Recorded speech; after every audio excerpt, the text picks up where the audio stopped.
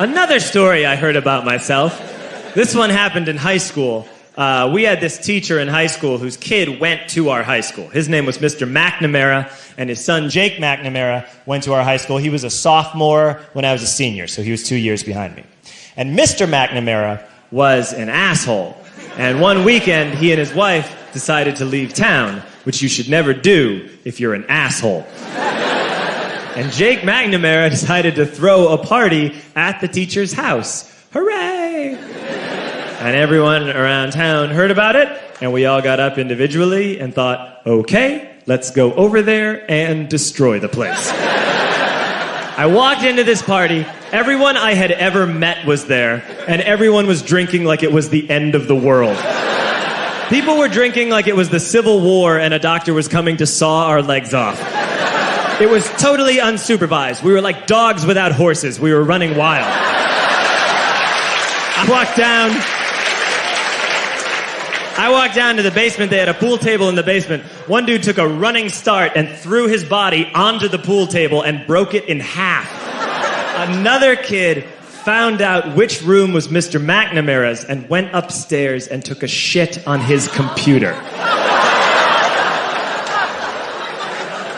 So the party was going great. I'm standing in the basement, and I'm holding a red cup. You've seen movies. And I'm standing there, and I'm holding a red cup, and I'm starting to black out. And I guess someone said, like, something, something, police. And in a brilliant moment of word association, I yelled, fuck the police! Fuck the police! And everyone else joined in. 100 drunk white children yelling, fuck the police. With the confidence of guys who have, like, already been to jail and aren't afraid of it anymore. You know, that, like, I'll serve my nickel, you come and take me confidence. But white children. The reason someone had said something, something, police was because the police were there. So a Chicago police officer walked down the stairs and got to the bottom in the basement and looked out over a sea of drunk toddlers yelling, fuck the police, in his face. And he was almost impressed. He was like, wow. And then he leaned into his walkie-talkie and went, get the paddy wagon. And my friend John, who is now a father, this man now has a baby, he grabbed a 40, smashed it on the ground, and yelled, scatter! And everyone ran in different directions.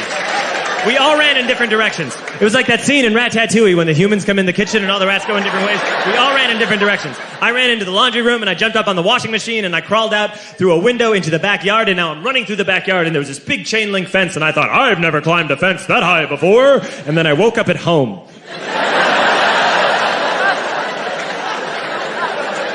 On Monday, I went to school because that's what we did back then. And I'm walking into the school building, and who do I see but Jake McNamara? And he says to me, hey, were you at my party on Saturday? And I said, no. You know, like a liar. And he said things got really out of hand. Someone broke the pool table. Someone took a shit on my dad's computer. But the worst thing, he says, the worst thing is that someone stole these old antique photos of my grandmother, and my parents are freaking out about it. And I had that thought that only blackout drunks and Steve Urkel can have.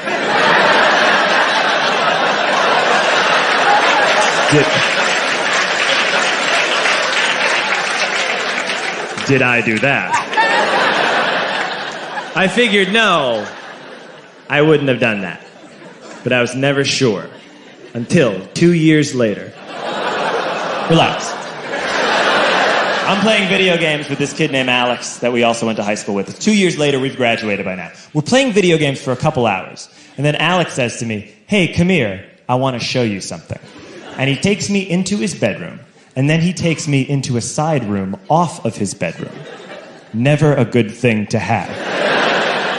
And he shows me a tiny room that is covered wall to wall in stolen antique photos from different people's parties over the years.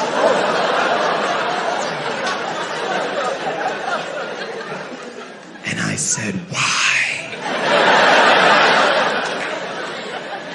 Why do you do this? And Alex said, because it's the one thing you can't replace.